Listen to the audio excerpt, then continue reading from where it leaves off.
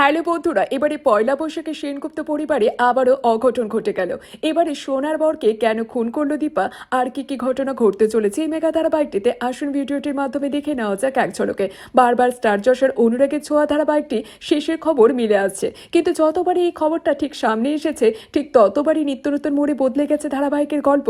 এবারেও ঠিক তাই হলো, গল্প এগিয়ে গেছে বেশ কিছু বছর, বড় হয়ে গেছে সোনা আর রূপা, দুর্ঘটনা চলার ক্ষমতা হারিয়ে ফেলেছে সূর্য, তাই তো এখন হুইল চেয়ারই ভরসা তার একমাত্র। এদিকে নিজের রেস্তোরাঁ নিয়ে বেজায় ব্যস্ত রয়েছেন দীপা। গল্পের মোড়ে হারিয়ে যাওয়া রূপাকে ফিরিয়েও এনেছে দীপা। পরিবারের সকলে এক হলেও পুরনো ছন্দে ফেরে না সেনগুপ্ত বাড়ি। আর এদিকে অন্য কাণ্ড ঘটে গেছে পরিবারে।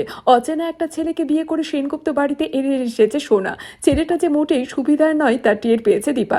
রাগের বশে ঘটিয়ে ফেলেছে এক অঘটন। সম্প্রতি মুক্তি পাওয়া ধারাবাহিকের নতুন প্রমোতে দেখা যাচ্ছে গুলি করে সোনার বর রুটিকে মেরে ফেলেছে দীপা। দেখা গেছে পয়লা বৈশাখে মেতে ওঠে সেনগুপ্ত পরিবার। হুইল চেয়ার ছেড়ে নিজের পায়ে দাঁড়িয়ে সকলের সঙ্গে আনন্দেও মেতে উঠেছে সূর্য। এরই মাঝে দীপা বন্দুক তাক করেছে রুটির দিকে, গুলি করেছে তাকে। মাটিতে লুটিয়ে পড়েছে রুটি নিথর দেহ। মায়ের কাণ্ড দেখে আতঙ্কে চিৎকার করে উঠেছে সোনা। আর এই প্রমো দেখে নেটপাড়ার প্রশ্নে ঝড় উঠেছে, কেন এরকম করলো দীপা।